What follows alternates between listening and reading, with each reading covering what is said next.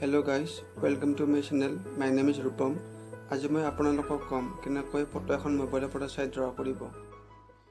ইয়াৰ বাবে আপুনি যাব লাগিব আপোনাৰ মোবাইলত থকা প্লে ষ্টৰত।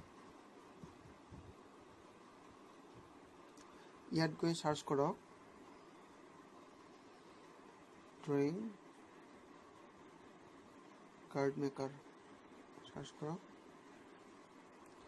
এইটো ইনষ্টল কৰি ল'ব।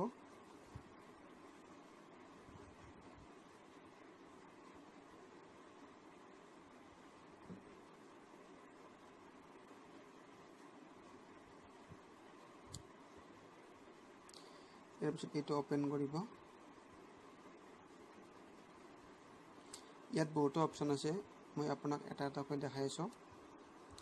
ফাৰ্ষ্ট আপুনি ইয়াত গৈ গেলাৰীৰ পৰা ফটোখন বাছি লওক, যিখন আপুনি আঁকিব বিচাৰে।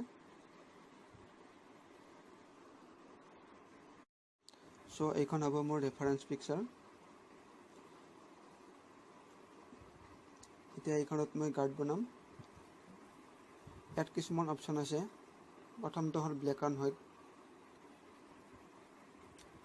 যদিহে আপুনি পেঞ্চিল স্কেটছ কৰে, এইটোৱে আপোনাক সহায় কৰিব।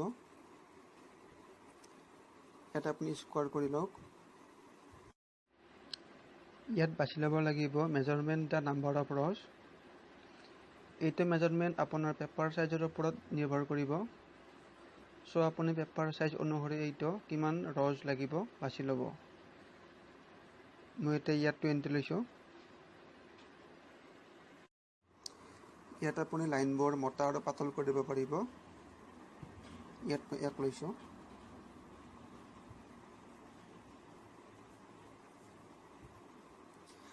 ইয়াত আপুনি অপাচিটি কম বেছি কৰিব পাৰিব।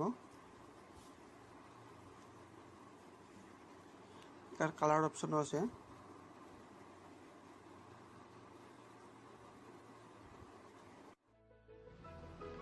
যদি আপোনালোকৰ আৰু কিবা সুধিব লগা আছে কমেণ্ট বক্সত সুধিব পাৰিব।